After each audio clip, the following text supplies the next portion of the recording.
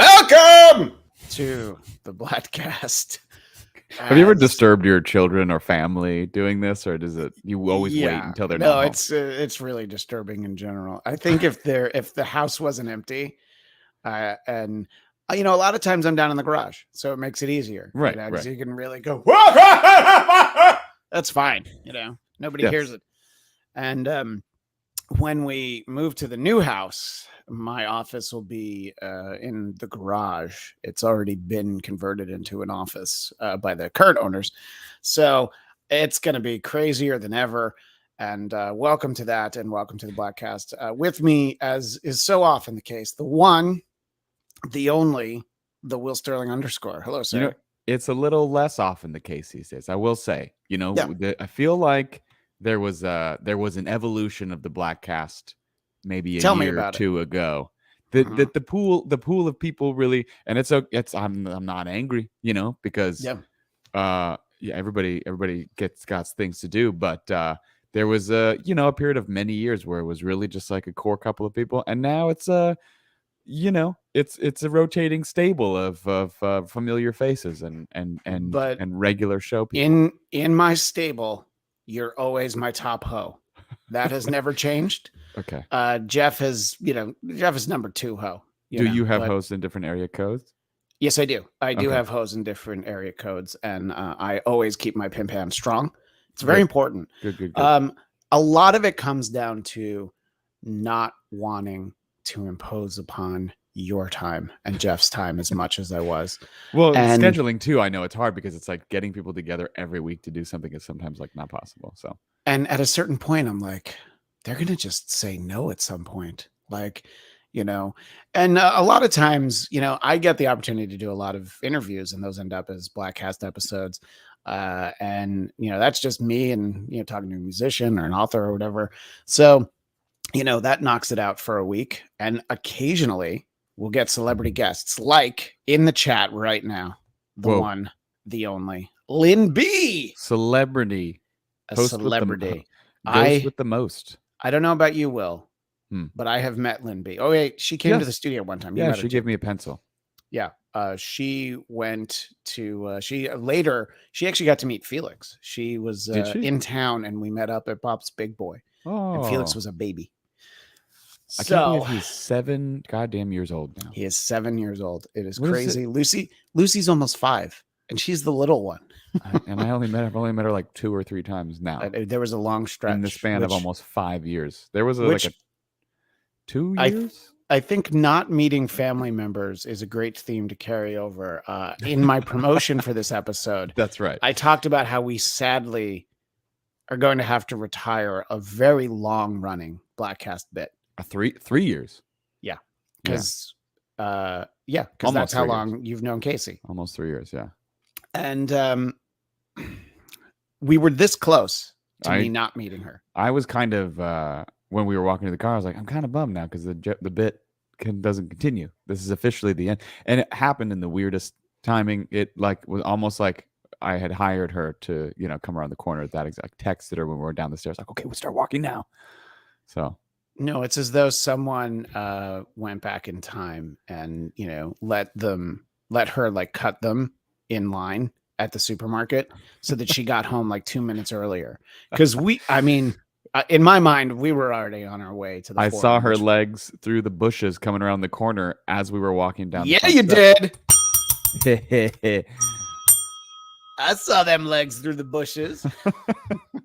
I think that was in your wedding vows. That sounds like a Kiss song that's in the vault. That'll be out on some box, some demo. I remember when I saw those legs. No, that's more of a Gene. Yeah, I saw those legs through the bushes. Saw those legs through those bushes, walking out of your middle school. But it was okay because you'd been left back 3 times. Even though you were in 8th grade, you were still Christine 17. Which, depending on the states, is perfectly legal. So for those 3 years, I had never met Casey, and I don't even think I had been close to meeting her. No, because COVID. Yeah. Hashtag COVID. January 2020, and COVID, lockdown mid-March 2020. So a good portion of that time, nobody was seeing anybody. Yeah, and even when I would meet up with you in person outside and things like that, I don't know, she was away. She went to Boston, right? I mean, at some point, and Yeah, from last summer to this summer, she was yeah. in Cambridge. So other members of the Bladtcast had met her. At least it didn't get to the point where Liev met her before I did. No, I 'Cause guess he he didn't. didn't. No. Yeah. Yeah, No, I'm like, she whoa, did that happen? But no, it didn't happen. no. It He made invited sense. me and her to come over to do like a dinner with him and Oh, his then that's girlfriend, now wife. that's not what that Who invite was. I'm He blanking might on have her said name. it was dinner. I forgot what was her name. Taylor. What's her name? Taylor. Thank you. Taylor Bujensky. Taylor Bujanski. Easy to remember last name. Very Yeah, easy. very easy. And I was like, yeah, that'd be great. And then I never heard from him again. Yeah, like most get-togethers with him. Yeah. Yeah. By the way, I still have about $400 in gift card to Rock and Oh Brews. man, I Yeah, forgot so- about that. Yeah. So gotta we'll go. have to get down there again. To But that specific Rock and Brews at the no, edge of the no. earth. Nope. Okay. We can go to. I Let's would not like to go go to to the that one one. in Buena Park. That one is actually there's the one in Buena Park, which is right by Knott's Berry Farm. Yeah. then we But go to there's Camp also the one that we went to for. It was for my birthday in 2015. I went with Ken and Rob Lorich when he the El was out here Segundo one, visiting. or the one out there. Yeah, right? yeah. So that's I don't know, Redondo maybe. I forget Redondo. exactly where. But it is. yeah, yeah. But anyway, that's neither here nor there. Or we could buy a cheap plane ticket, just to go to the one in LAX. One in the airport. Yeah, It's actually a great idea. we Yeah. bought a $59 Spirit Southwest Airline. flight. Just Spirit exactly. Yeah. And Dubuque. and we're just here so that we can have creatures of the nachos. You know, it's disappointing actually that the menu doesn't have Kiss themed names like that. Didn't they have an Alice Cooper themed hamburger at the time? Yeah, it was the At one Poison. Poison. Yeah. And that was when we went before we saw Kiss in Chula Vista. Oh yeah. Yeah. And Yes.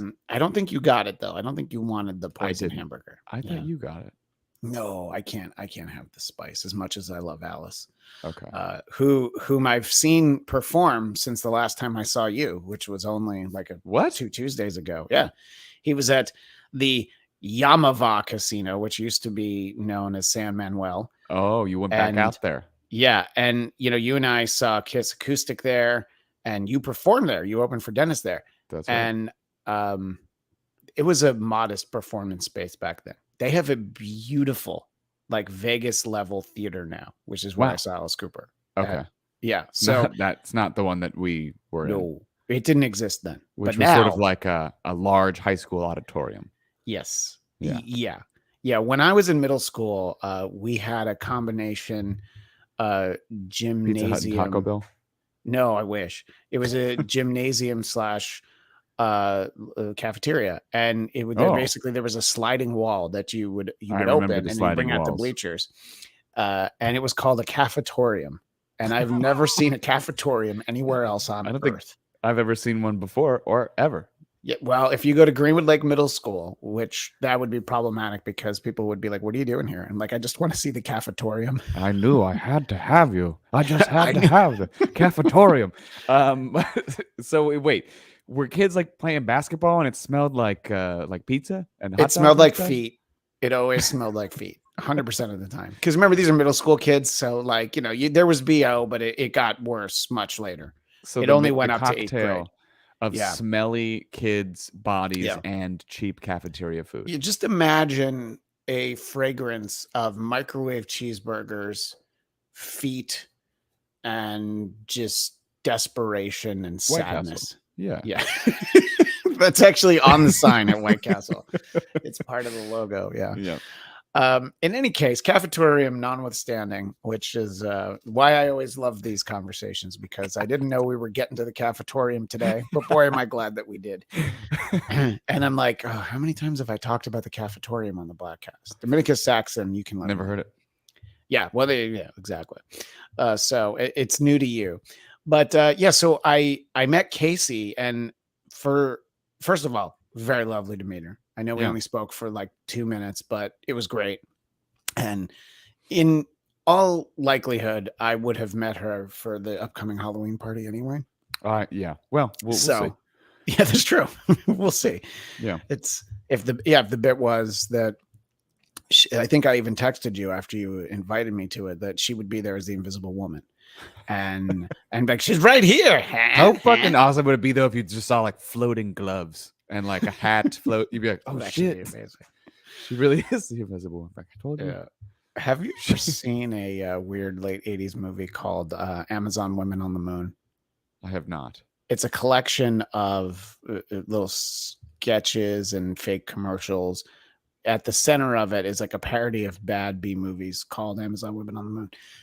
And in it, Ed Begley Jr. plays the Invisible Man in one of these sketches. But he's not really invisible. Okay. So he thinks he's invisible. So he's like walking around naked, and he like, he just has a shirt on at one point, and he's like, have you ever seen a shirt? Dial a phone. And everybody's just looking at him, and like they can see him. So he's not invisible. I think it was called The Son of the Invisible Man. It's a very funny movie from a very specific era. Maybe I'll bring it over on VHS someday and we'll watch it. But prior to the other day, so it made sense that both Jeff and Ken had met Casey because she was living in Boston. They live in the Massachusetts. I was gonna say the Massachusetts area, but that's redundant. It's just Massachusetts. So they both met her, and Jeff had met her multiple times. But I could perpetuate on the show that they were in on it, that this was a big scam, that she didn't really exist, that she was Maris Crane, and that Will Sterling disappeared in the middle of my sentence. But the idea that we kept going with was that she wasn't real, that she didn't exist. She was Wilson, the next door neighbor from Home Improvement. So many other, unseen, unknowable characters from times in the past. And yes, I'm checking my phone to make sure he's not like, oh my God, my power went out. But because if the power goes out, he can just hop on his cell phone and that'll be all right. But I actually met the missus. I met Will's spouse. I got to meet Casey. She really did show up as we were about to get in the car. It was lovely to meet her, but my podcast heart died a little bit that day. It was a little sad, this idea that we weren't going to be able to perpetuate the bit. But I mean, there are ways in which I could probably move forward with it. And Will texted me to let me know that his Wi-Fi is being shitty, and I think that's apparent. And that's okay, because he'll come back. We'll keep talking. We got lots more to talk about. And I don't know. Let me know if you're disappointed that I've actually met Will's spouse, and we'll go from there in the future, as it were. I'm going to send him the link on his phone. So you see, so just in case the Wi-Fi doesn't come back, I thought, why don't I just send it to him as a text message? This is exciting. This is behind the scenes. And, I'm just going to say, feel free to jump on the cell phone. This is very exciting. This is how the sauce is made. I don't know what sauce. This is secret sauce, perhaps, as it were. Earlier, Lynn B was in the chat. I don't know if she would stick around, but she said, I'm pushing for Will as the next James Bond. And I think that there's a lot of bias towards having a British James Bond. And I don't know. Will, I was talking about how Lynn B was pushing for you as the next James Bond, but I think there's a lot of bias that James Bond should be British, right? I think there is, but I think it's unfair considering how many superheroes the British people play. Yeah, I mean, American icons like Batman twice, and Superman, and Spider-Man, and two of our three Spider-Men were British. That's right. I'm sorry, my connection. I'm trying to reboot my thing here on the computer because my phone is not ideal. I'm trying to reboot the podcast, so it's really fitting. I like that your screen name on the phone is Will Sterling in the field. When have you been in the field lately? It's because the last time I did this on my phone, I had forgotten the calendar notification situation. I think it was the Norm episode actually, and I was like walking somewhere, and I was like, "Oh yeah. fuck!" So I jumped on the phone. I do remember that. That was one of those that we talked about it, we set it up, and then I sent out the link, the day before, and then the day of just completely slipped your mind. So you were in the parking lot at Planet Fitness. I was in the parking lot of Planet Fitness, yes. Yeah, but that's all right. Well, I'm sure people will appreciate your presence, whether it's, at the fancy microphone with a well-booted internet. I was saying that if I really wanted to keep the bit about Casey alive, I could really just say, like, well, clearly that was an actress that you hired. And it was too convenient that she came around the bend exactly when she did. And I mean, it was strangely convenient. Yeah. And if she's not at the Halloween party, then I might have to go back to that idea. I mean, I hope she's at the Halloween party, because that means if she's not, then I'm going to be alone. And that's sad. I don't think you're going to be alone. You'll just be throwing it by yourself. I believe there will be many guests. Well, right. But without a spouse, that's sad. Are you inviting Liev and Mrs. Liev to that event? I haven't, but I guess I could. Yeah. I'd be surprised if they came. I'm going to unplug this and plug it back in. I'm desperate to not do this on my phone. So let's try to see what happens. Right. Well, I'm just glad you're here on the phone while you try the other one. And then what we should really do is we should have you on both, and that won't create a lot of feedback and echo or anything. So there'd be no problem with that. Oh, and look at that. Now you turned it sideways and we can really see it. Take on a tour of my house. I know I was there in person last week, which we'll talk about momentarily. But even now on screen, it's shocking how much that place looks like your last place in the Valley. That's what a lot of people have said, and it's very true. It's an old building. Old buildings are kind of meant to look the same, but it is actually very, very similar. Yeah. Now, the reason that young William and I got together last week was, one, it had been too long, but two, I was kind enough, my friend Jody, who is a publicist, who gets mentioned on the show periodically because she sets up all of not all of, but so many of the great musician interviews that I get, and some of the other interviews I get to do. She asked if I wanted to go see Scorpions at the Forum. And I was like, yeah, that sounds like fun. And I was just like, Scorpions weren't something to try and get a babysitter for. Plus Heather works later than she used to, because she works in person on the Disney lot now. So I was like, let me see if young Agent Starling, by the way, not as young as he used to be, Agent Starling. I think that that's worth noting. But sad. When you think about that, we started this podcast in 2013. So how much younger you were when we started. I was 25. Wow. Yeah. Yeah, you could just rent a car. You could have been a U.S. senator for the first time, 2013. So we did the radio show that long before we started the podcast? Yeah, I'd had the idea, but I didn't want to start it until after the 2012 election, because that was just a miserable, soul-sucking experience. The amount of time that it required to produce that show in that presidential election.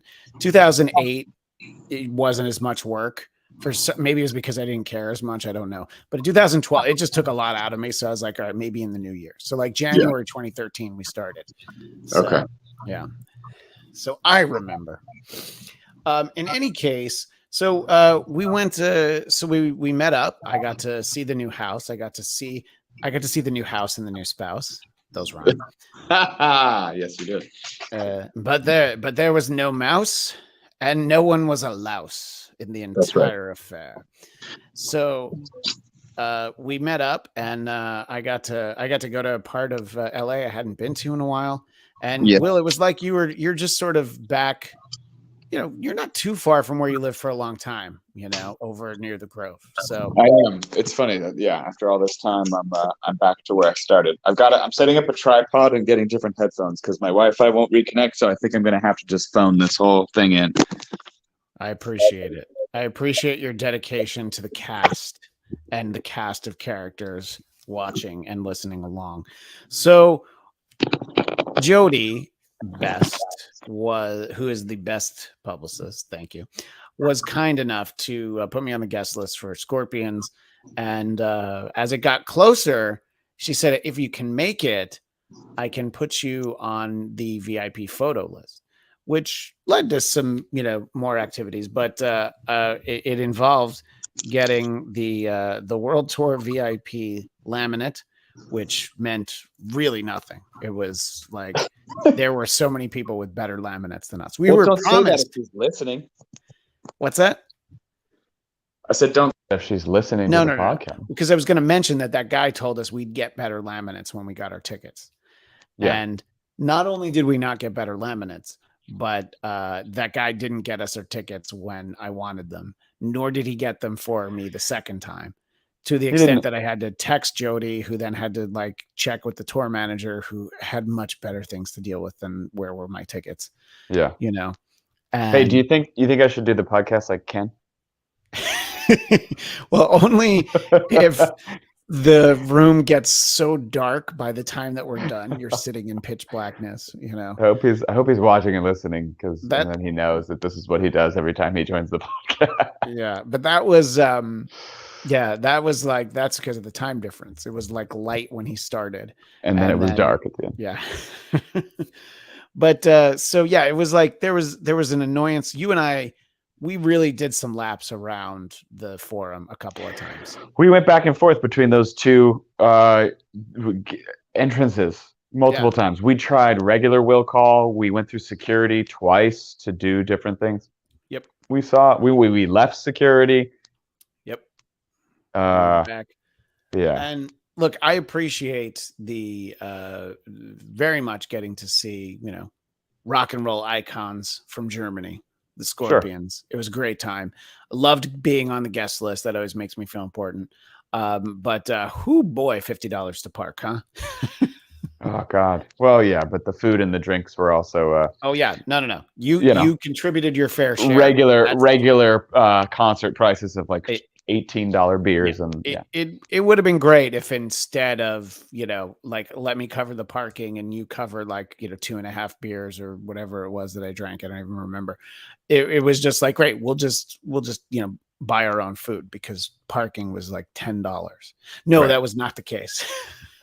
But I guess they feel like they need to make the money, and that area, that's a complex. So where the Forum and SoFi Stadium, which is where the Super Bowl was last year or earlier this year, I guess, it's incredibly expensive to park.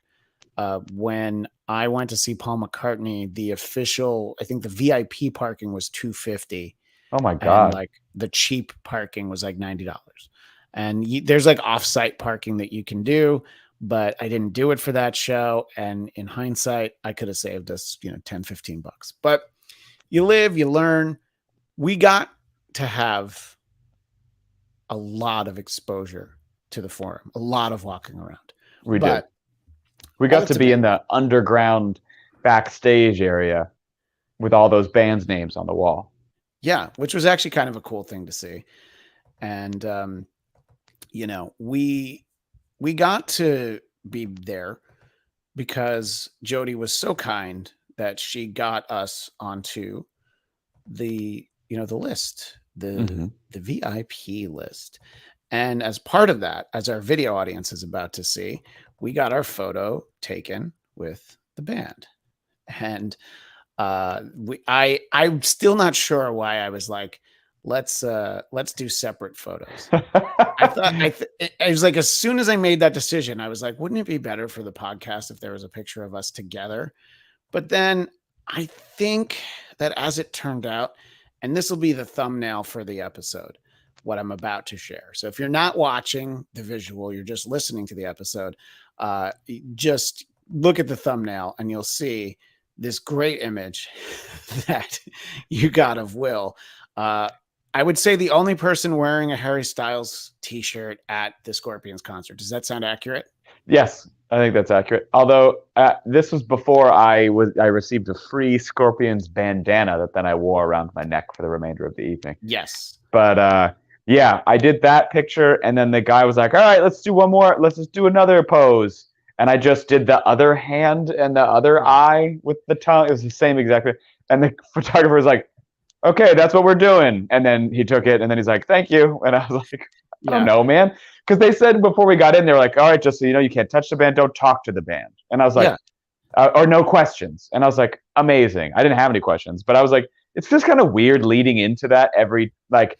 You know that you're just like you get no special time with them. So I just ran up to him. I was like, "What's up, fellas? How's everybody doing?" And then like nobody said anything, and I was like, "Sweet, amazing." And then the guy took the photo, and then he said another pose, and then I did another pose, and then I was like, "All right, have a good night," and then I left.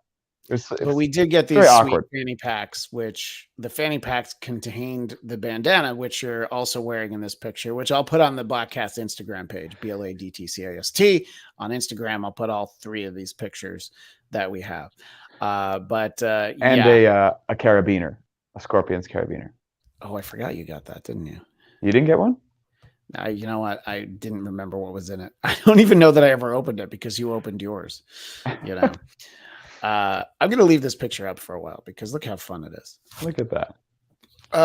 But that experience, because I'm on my phone, I have to like look at my face, and that experience is exactly why I have never paid for a meet and greet for any concert that I've ever been to.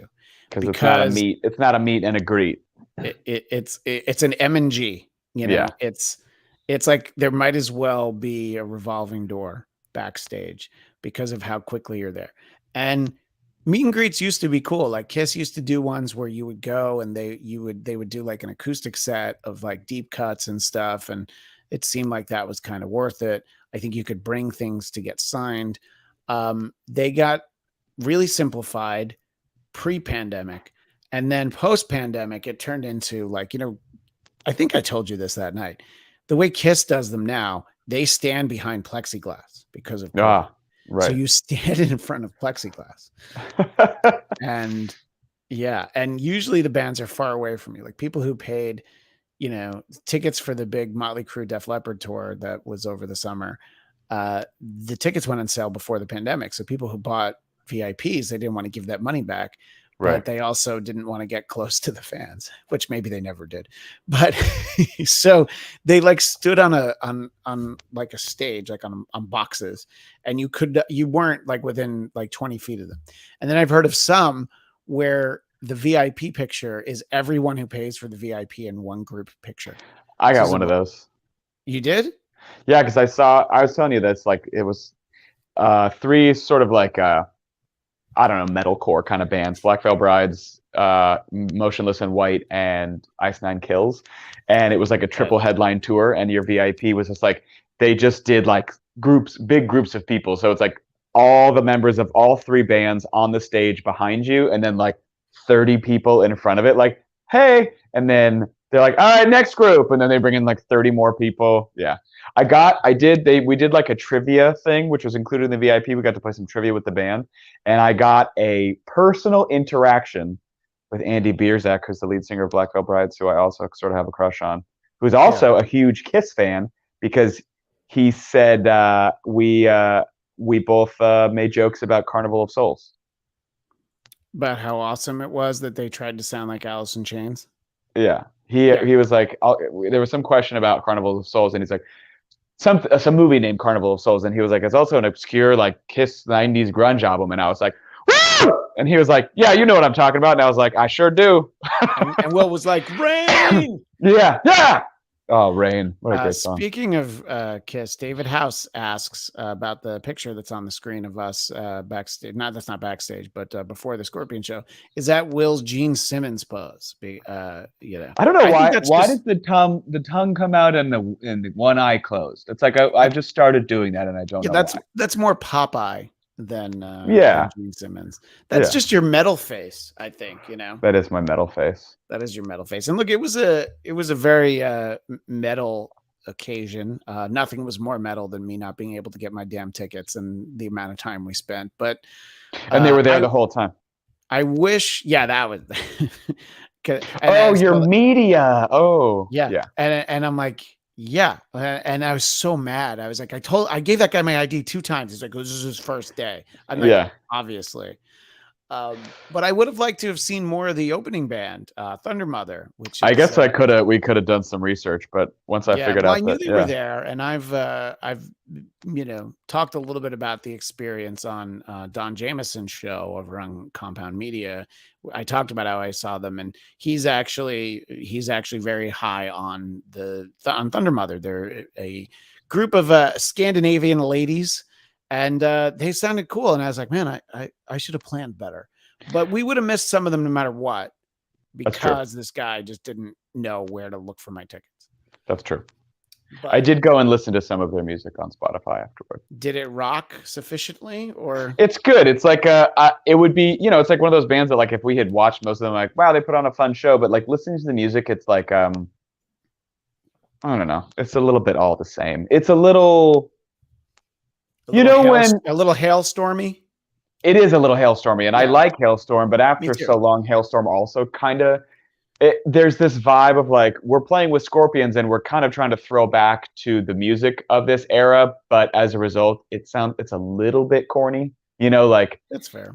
They have a song called Hellevator, and like in the 80s, I would have been like genius. In 2021, I'm like, I don't know about the Hellevator. By the way, how was Hellevator not a spin-off for the film Chopping Mall? Like the Hellevator was inside the Chopping Mall.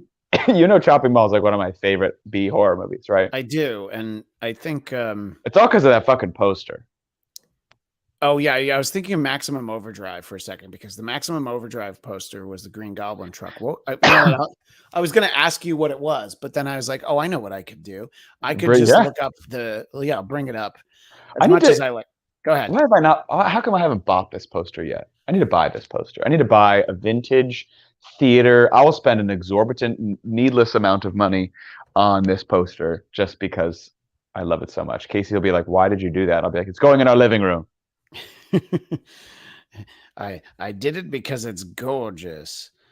Well, there are multiple posters, but I assume I know the one that you're gonna want to. It's because of the picture and the tagline. Oh my gosh! Well, this is where shopping costs you an arm and a leg. Is that what you're talking about? Yes. Oh, it is pretty. Chopping Mall, where shopping costs you an arm and a leg. It's so awful, but great. Yeah. The fact that the bad guys in Chopping Mall are like sentient AI security robots that kill people. Yeah. That's not the poster I'm thinking, but that looks fun. Okay, so that's not the one you're thinking. I'm thinking the one that has like the paper shopping bag, and there's like limbs sticking out of it. It's okay. The people. No, I've seen that one as well. Yeah. That one is. There's some variations on it actually, but so that's the one that you need. So anyway, so the Hellevator is a song that they have is what is what really brought us around to this. It is. I will bring that poster up for you at some point. Jacob Downey points out, I see a pair of fannies, but our fanny packs are gone now, and a couple of cool dudes. So thank you, Jacob. In any case, I wanted to talk about how we got to. I think that those were great comp seats for a show where I think I had 6 to 7 songs that I heard that night that I was glad to hear, and I think you had one, right? You told me via text, I was like, I don't know if I know any of those songs besides Rock You Like a Hurricane. You're like, sure. I guarantee you know a couple. And I was like, okay, that's probably true. That always happens, right? Yeah. And when we were in line, you had made a joke about Winds of Change. And I was like, oh yeah, I know Winds of Change. And then stuck in my head was Wheel in the Sky by Kansas. And I realized that I didn't know Winds of Change. I knew Wheel in the Sky. And so when I watched a concert, I was like, yeah, I don't know a single one of these songs except for... Okay. I thought Winds of Change, because obviously we've established you're not as old as I am, but that song kind of lingered around for a while because it's a bit... Yeah, it's possible It's I've heard about the it Berlin Wall somewhere, but falling down, and the end of communism, at least what seemed to be the end of communism in the 90s. But I the see. reunification of Germany, it was very important to them. It was Yeah, a song that was important with a capital I. You know how like U2 have a number of songs that are important with a capital I. like You It's a know, Beautiful Day. yes, It's a exactly. beautiful day. Yeah, that's very important. Yeah, that one where he says uno dos tres catorce, whatever that one is. Yeah. Yeah. That one. That's a very important song. VIS. So you just knew the one song, which we saw because it was the song at the end. It Sorry was that they didn't open with it, Was it the last? It was the last Yeah. song, right? Yeah, it was the last song of the encore. Yeah. Yeah. I felt bad because I know you like to duck out a little bit early. I still feel like we made it. No, We rolled out like we were standing up on the stairs as they were finishing it, and then we saw the song end. Yeah. When we saw Kiss in Chula Vista, that was different. We had to drive back like 2+ hours That's from true. south of San Diego. And we So had to that- stop at Jack in the Box. Well, you know what? And we didn't do that after the We Forum did show. not after the Forum, but in Jack. Yeah, I in Chula know. Vista, we did. That's our thing. I don't know why we didn't do it, but yeah, no, I didn't want you to miss the song that you knew, and I don't think we missed it. I was just, it was like really like, the song proper ended, and then there was a little bit of like, okay, let's drum a little bit, let's like hit a couple more chords, and we weren't outside of the cafetorium part of the Forum, the cafetorium, and that was when we actually like ducked out. But I hope you enjoyed the evening. We were out, had a couple of vastly overpriced alcoholic drinks. Oh yeah, it was good. They put on a good show. I mean, like, I know enough Def Leppard, and I know quite a bit of Journey. I know enough Def Leppard, but that show I knew pretty much all the Journey songs and maybe half the Def Leppard songs. Yeah. But this was, the music is sort of in the same vein as like a 80s. What's the proper term? I say hair metal, or no hair, Well, and that's not correct. That's like that's like a hey, that's our word sort of a thing, hair metal, but it's late 80s hard rock in general, if you want. But yes, Gotcha. a lot of people call it hair metal, glam metal. And Yeah. look, there's a channel on Sirius XM called Hair Nation. So Right. these bands at least get royalty checks from having the word hair on the channel. So there's That's that. true. But yeah, I mean, I would say Scorpions is more of like a just flat out hard rock band, just because they started in actually the late 60s. But the sound Really? of the way people know them, it's from the early 70s. Yeah, they were a little different when they started. But Okay. yeah, Rocky Like a Hurricane. If I'd have to look it up, but the song is older than I think people think. I thought it was an 80s song. Okay. It might be an early 80s. Yeah. They put on a good show, though. All those guys can still play. Unfortunately, with these bands, like, the thing that sucks is like the one person that's always noticeably the most different with like elderly rock musicians is the singer, because you just the fingers and the arms, you can kind of move. You can still play the instruments unless you're Ace Frehley or Peter Criss. Well, Ace Frehley can still play today, but the vocals, your vocal cords, they just age with the rest of your body, and it's you just can't do it anymore. So I always think it's stupid when people are critical. Like, the singer sounded weird. I'm like, yeah, he's like 75. What's he supposed to like sound like? Klaus is the singer's name. He is like 75. He has had vocal problems. It happens. Yeah, you have to be smart and be like Alice Cooper and sing in your 20s the way that you'll still be able to in your mid 70s. Like Gene. Yeah, exactly. Yeah. You like Gene sing. Yeah, like don't be Paul. Don't be Joe Elliott from Def Leppard, and definitely don't be Steve Perry. Steve Perry hasn't performed live in decades. That's why he left the band? Well, that was a big part of it. He couldn't sing those songs anymore. Yeah. So yeah, it's like, you have to set and like Paul Stanley in the late 80s, he started like showing off with his vocal range. He really got up into that. There are songs on the album Crazy Nights where the producer was like, you don't have to overdo it that much, but he did. The producer actually said that to him? Well, yeah, it was just trying to get him to bring it down a little bit, but he liked to show off, and look where it got him. But I mean, God bless him. He still does his best, and it doesn't sound as bad as as it could, I suppose. Yeah, no, absolutely. But yeah, so it was a fun night. Those are good songs, and it was a good crowd there. Um, the um, the upper deck may have been curtained off, as they say in the industry, but I don't know that Scorpions are an arena band at this point. I don't know if maybe they ever were, but it was plenty. There were plenty of people there ready to rock, and that's the third show you and I have been to together. You mentioned the second one, which was Journey and Def Leppard.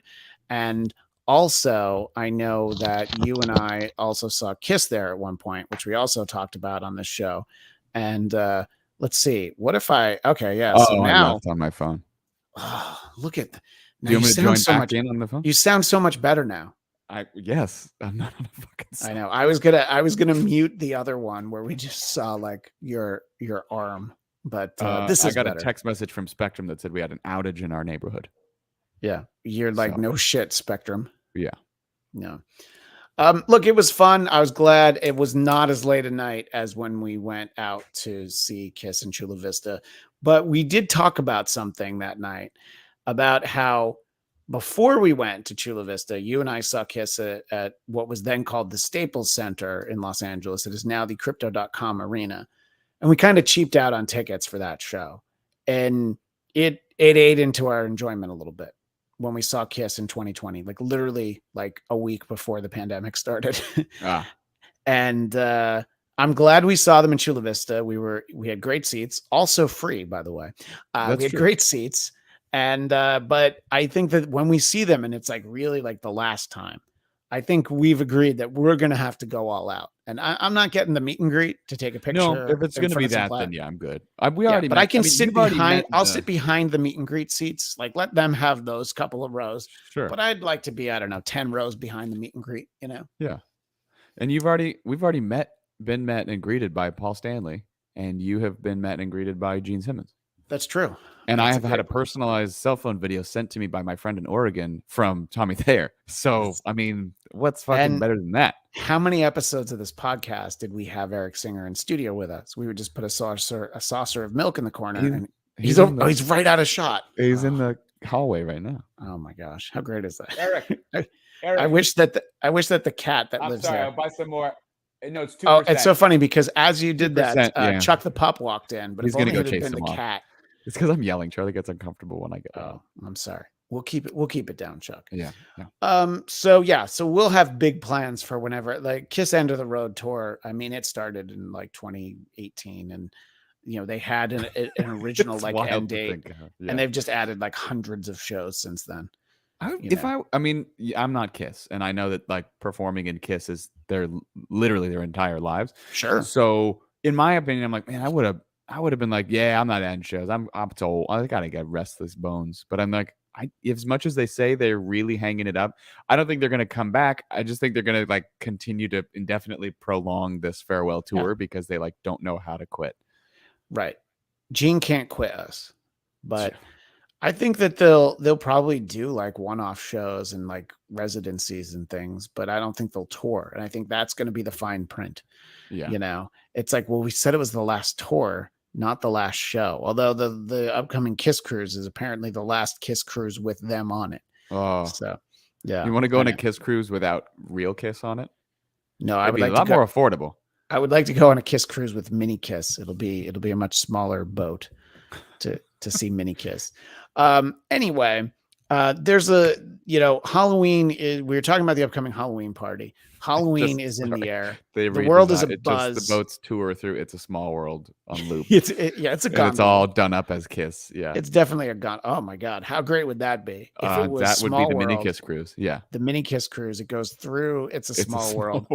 All of the children have Kiss makeup. Yes, and instead of the Small World song or We Wish You a Merry Christmas, which you get when you go at Christmas time, it's just Shandy the entire time.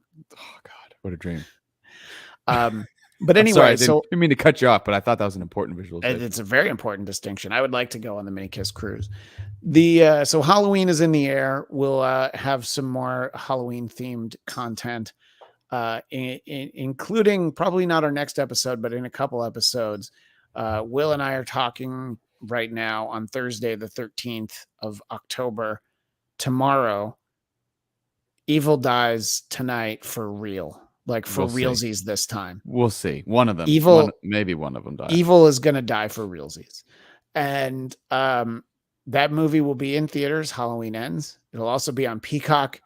And Will, I know the answer, but how likely are you to see Halloween Ends in the theater? Not likely.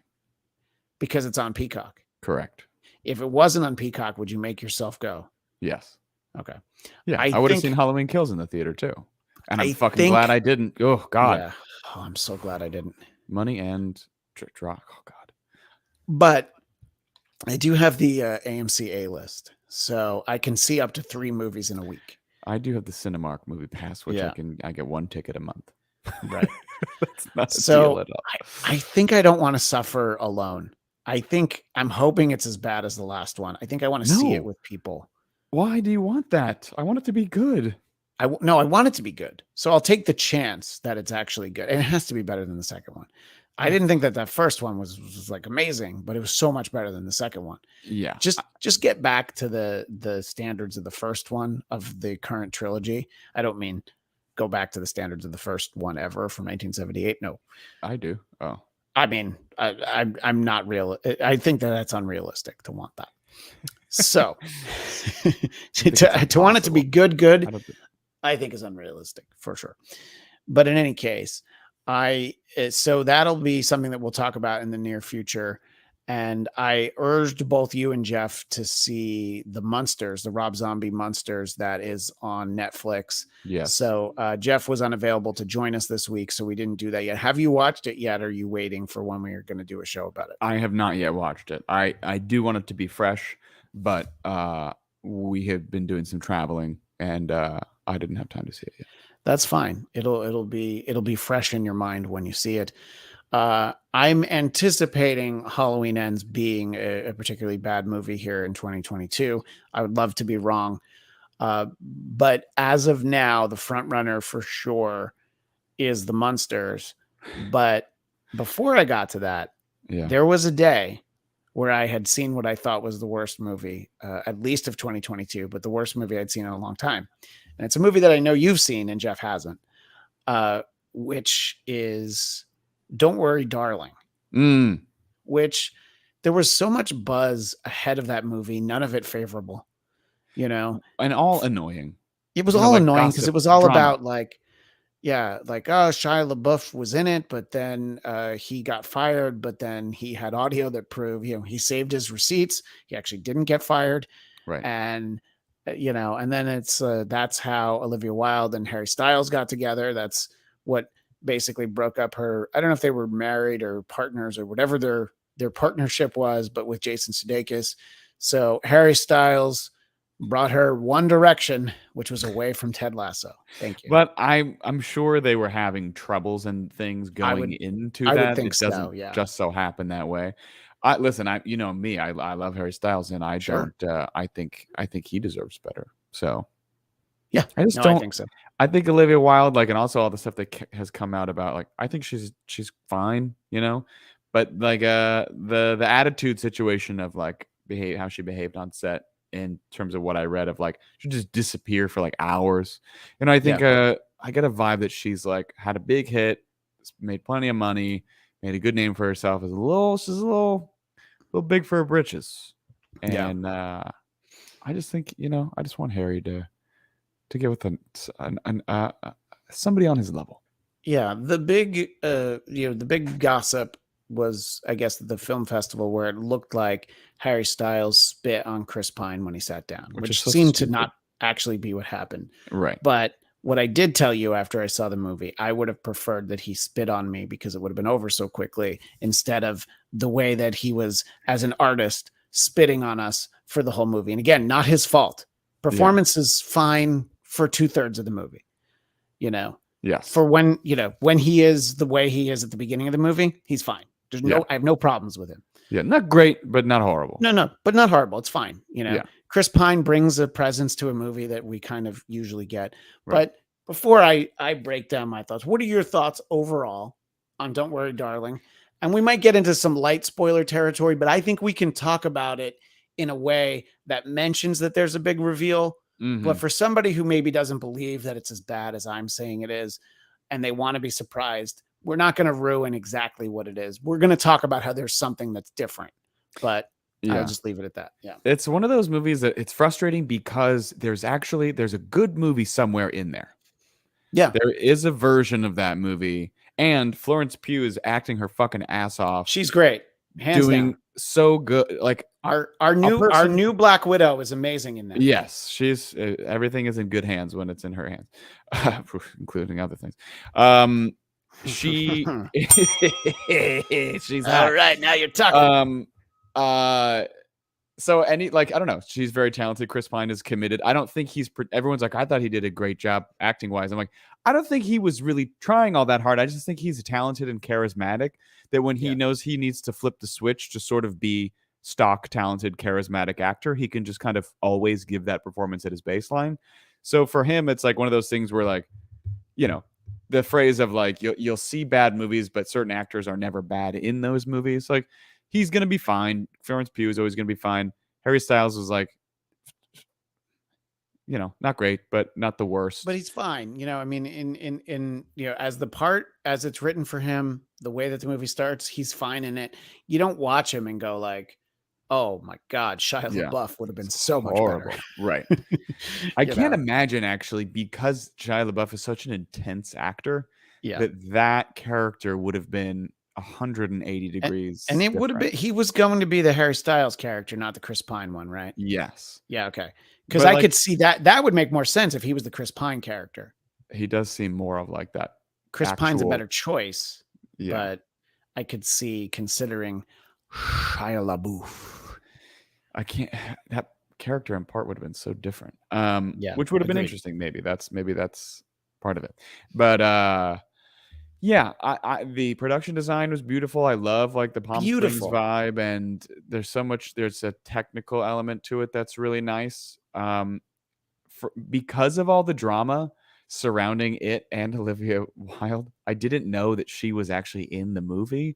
So when I saw her in the movie, I was like, you're also in this fucking movie too?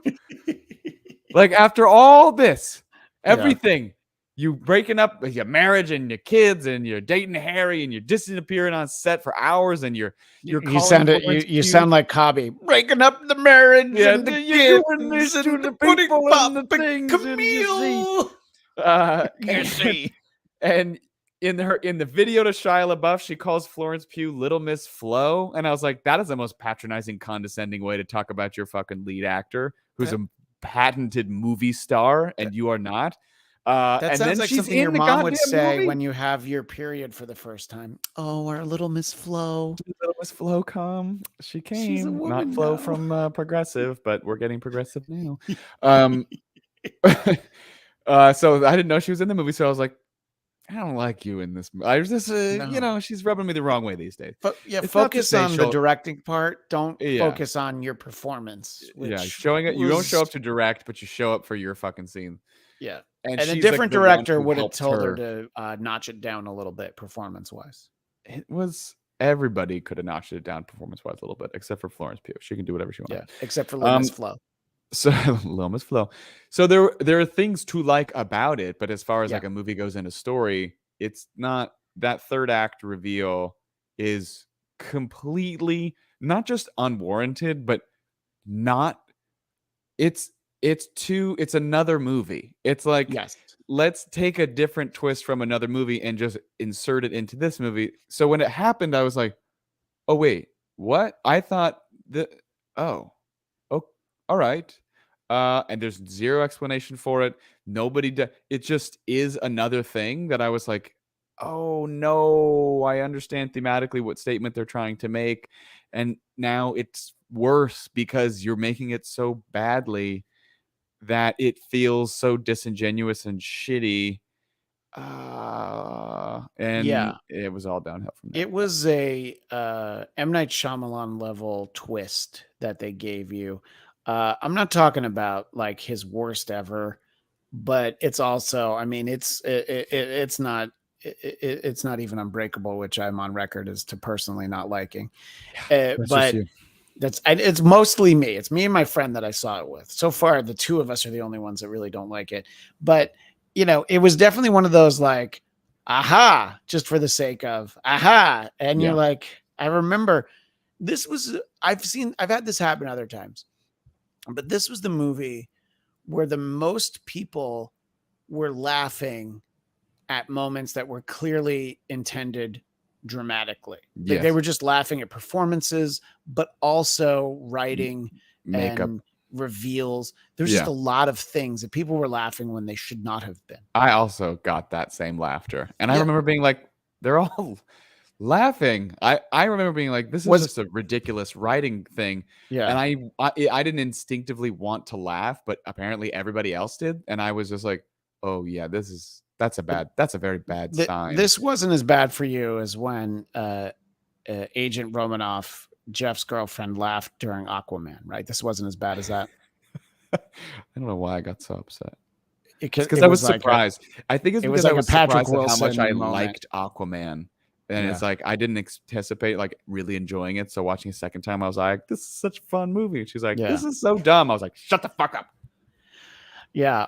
After I saw "Don't Worry, Darling," I went on a bit of a tweet storm. The kids were away at the in-laws, and I don't even remember where Heather was. But Heather, Heather was up in whiskey out wine of the country bottle with and friends. get mad on Twitter. Well, so I noted that there were more people laughing in the audience during the third act of "Don't Worry, Darling" at moments that were in no way intended to be funny than in the entirety of Confess Fletch, which is true. And Confess Fletch was okay. It's not. Is that another it's Chevy Chase? It's the character of Fletch, which is from a series of books, but John Hamm is Fletch. It's not a Chevy Chase level comedy. I actually thought it was okay. I thought it was amusing enough. When did this come out? It was like the week before I had seen it, so that's why I was using it as comparison. But wait, so this Fletch movie just came out within the last few weeks? Yeah, I've never heard of it. Well, yeah, they didn't market it well. It sounds like they didn't market it at all. Also true. Yeah, and what I was trying to say earlier. And I worded it better in my tweet on September 30th. Harry Styles may not have spit on Chris Pine at their screening of "Don't Worry, Darling," but I feel like he spit in my face for the entirety of the movie. I would have actually preferred it. And then also, we can do away with all standardized intelligence testing. Going forward, all we need to do is show someone "Don't Worry, Darling," and if they walk out saying they thought it was good, they're an idiot. But I have to put a caveat to that because you may live in a house with someone who thought that they liked it. So I do. I might. This is just what I said in the moment. Yeah. But what it all came down to. Who's going to get you canceled in 10 years? From me specifically. I'm going to be like, you said this about my spouse. But it all comes down to the fact that I feel like it's not fair that so much of the conversation about "Don't Worry, Darling" focused on the behind the scenes drama and these real world interactions between cast members and former cast members, because it really detracted and distracted from the fact that it was just such a truly awful, awful movie. And again, it starts off in a way where you're like, okay, yeah, this could go somewhere. Yeah. And then it just goes somewhere. And, let's just say a very recognizable actor is portrayed very differently on screen, and it doesn't work even a little. It would have worked if it was another recognizable actor. If it was Will Sterling. Oh yeah, I wouldn't have even needed the makeup. I could have just gone as is. That's true. You're like, I've got the stash. Especially with the mustache. Yeah. Yeah. Just going. So, but I mean, that's the thing too, is that I wanted to be like, all right, good. All the buzz about it that's negative, I'm going to see it and be like, you know what? It's not so bad. That was my thought on Confess Fletch. It wasn't so bad. It wasn't as funny as I wanted it to be, but it was okay. John Hamm is an engaging fellow on the screen. Sure. So I was all right with it. And I had seen a movie I saw two movies that day, and that was the second. What was the first? Darling. I saw a movie called Pearl, which was very good. Is that a horror movie? I think I asked you this when I saw you. It's a horror movie, right? It's a horror movie, and I didn't know what to expect, and it was exquisitely done. If people have seen X, it's the prequel to TIXX. This is Ty West, who's a great filmmaker, and I was like, man, what a fucking amazing movie. That was great. And if then it's the prequel to X, does it mean that it's the prequel to Triple X yes, yeah, with Vin Diesel? It's actually Vin Diesel as Baby Groot before because I don't know if you know, but as Groot continues to grow, he just eventually turns into Vin Diesel. He's still in the he's in the growing process. That third act of Guardians Volume 3, when they don't have like a tree that they have to animate, and it's just Vin Diesel, just him. Maybe he's got like a tree costume on, like from Maybe. like an elementary school play, and he's like, "What kind of tree would I be?" That'll be the plot line. It's like, what if Groot just wanted to be human, and then we get to see all this footage of him as like Vin Diesel.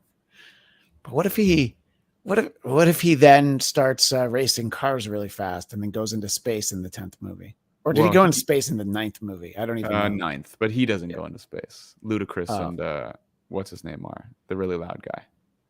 Oh, I've seen half an hour. I've seen like half an hour of Fast 6, perhaps. So I don't know why I keep. I don't really know them. Yeah, it's all right. I get it.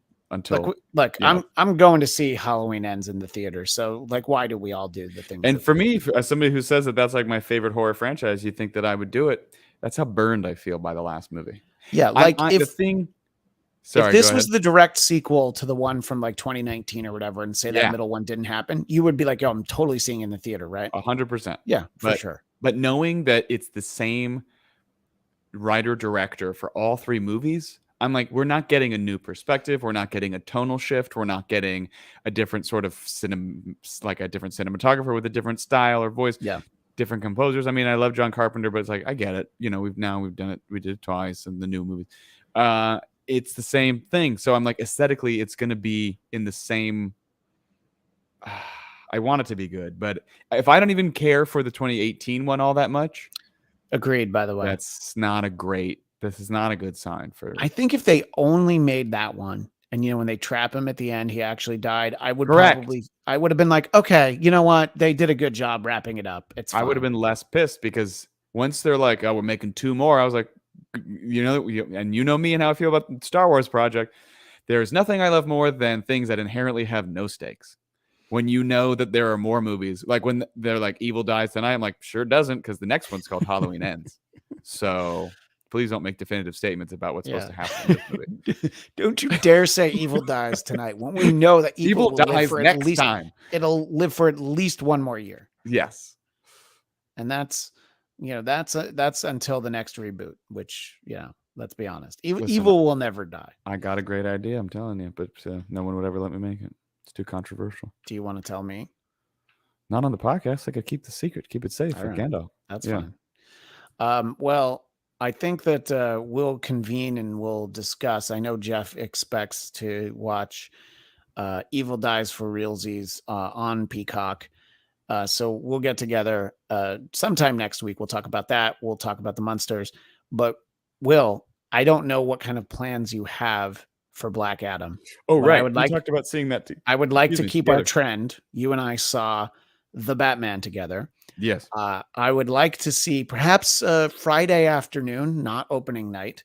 It's a little tricky for me on Thursdays right now. The kids have Mandarin class. I could do late night, but cool. Considering your new location where you live, I would love, underlined, to see it at the AMC at the Grove. Now I know. Oh yeah. You have a Cinemark subscription. Okay. That's but I have the AMC pass. There. Yeah. And I believe T-Mobile is going to be giving me some movie money, so I can knock $5 off of your admission cost. Wait, you can you do a Thursday? Possibly. I can. It has to be late though. It has to be like. That's fine. My Thursday is wide open right now. Possibly 10 o'clock. But so Friday during the day wouldn't work for you. Oh, yeah, I could probably do Friday during the day. All right. So that won't be our next episode, but in a few episodes, we'll talk about Black Adam. And you know me, I want to go in and I want to like it. I want to enjoy it. Have you already asked the question why he has to be Black Adam?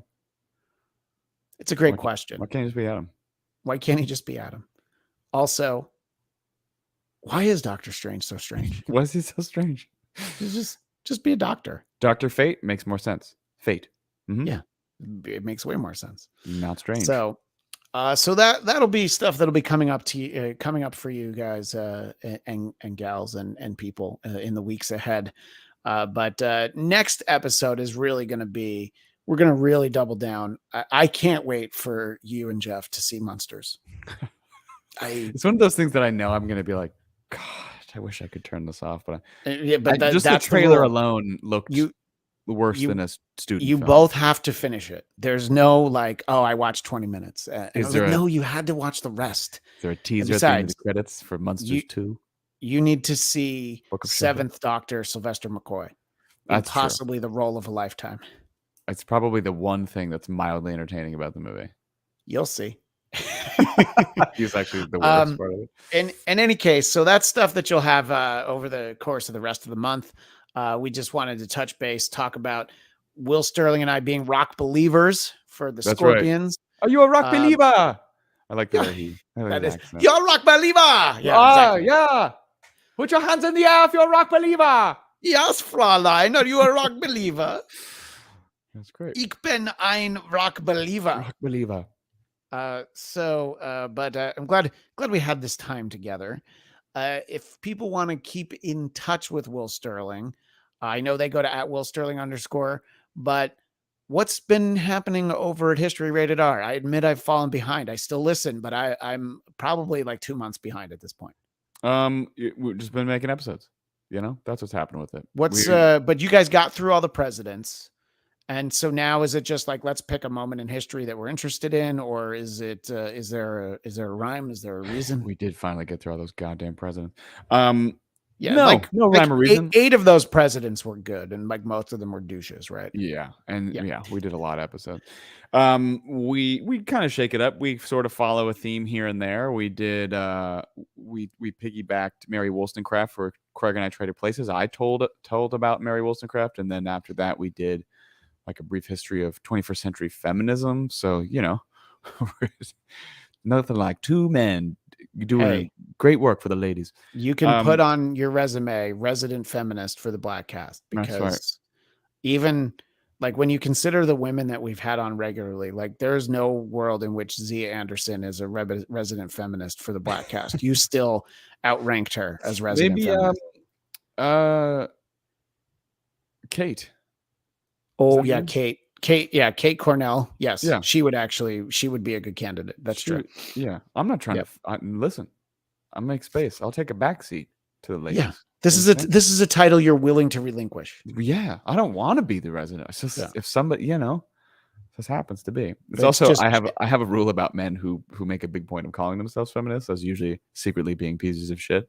So you're like, there's nothing worse than a guy who has to like remind people that he's like a proud and or good feminist. And I'm like, shut the fuck up, do the work. Well, and that extends to, you know, people who basically like start something off as like, well, of course I'm an ally. Yes, but that's right. And so that's like about, you know, whatever group you were about to say you're an ally to. The fact that you started your statement off with it means, you know, you're probably an ally in name only. I am in a short story writing competition, and we leave feedback on people's stories. You can read stories and leave feedback. And somebody left feedback on a story that I read, and in the first, like, second sentence, they were like, "This might sound a little bit racist, but I." Yep. As soon as you say that, yeah. I was and like, look, that's a point that going back 15 years ago, Dennis Miller used to make on the radio show. Is he would say it about politicians, about public figures. He'd say it about people who called in. Is usually when somebody has a declarative statement with a big but in the middle, the second part usually doesn't matter. What went before the but is the thing you need to circle and really, you know, this might sound racist, but you know, I have nothing against women, but but by the way, let me just amend that. I have nothing against women's butts. No. Yeah. Of course not. I like big butts and I cannot lie. And I'm also a rock believer. Anyway, that's fun. Okay, we had fun. Anyway, oh my God, the bandana's right here. So just look for History Rated R wherever you find your podcasts. I still think you guys should do a live stream episode at some point so you can engage with fans. But you know, I'm inviting myself out to Long Beach for whenever you record the Wizard of Oz special. You're going to be, I'm gonna chat with Craig and we're gonna arrange it because I don't think he knows as much about it as you could know. So you might have to be our expert. I got a handout in 11th grade, and I learned everything from that, and I was fascinated by it. I actually probably still have it because it blew my mind so much. Really? Yeah. Go find this handout. Bring it. We'll take a picture of it. I know where to look for it. I may not actually still have it, but I have looked up this information online because I'm that guy who brings this up at bars sometimes with groups of people. I'm like, Can "No, you don't fill- understand? Yeah. Can you fill Wizard like of Oz 25 is- minutes of this? What's that? Can you do like 25 minutes on it? Easy. Okay. You know That's good. you know me. When have I ever had trouble filling content? Listen. You know, I'm like, look, I got a tight 8 minutes on that, but don't ask for 12. Anyway, so that's something people can look for in the future. And of course, you can find me at Christian DMZ. Please subscribe to the Bladtcast YouTube channel. You'll get this show. You'll get all the interviews that I do. You'll get Marvel movie news. We gotta dust off Biden time in time for the midterm elections. So there's a lot happening. So please subscribe. Please find us all. And we will talk next week. We'll talk Monsters. We'll talk Evil Dying tonight. And then we're going to talk Black Adam. And we will do all of that next time on the Bladtcast. I hope Chuck could not hear that. No, I have headphones in. That's good. I'm glad. Goodbye, everybody. Goodbye.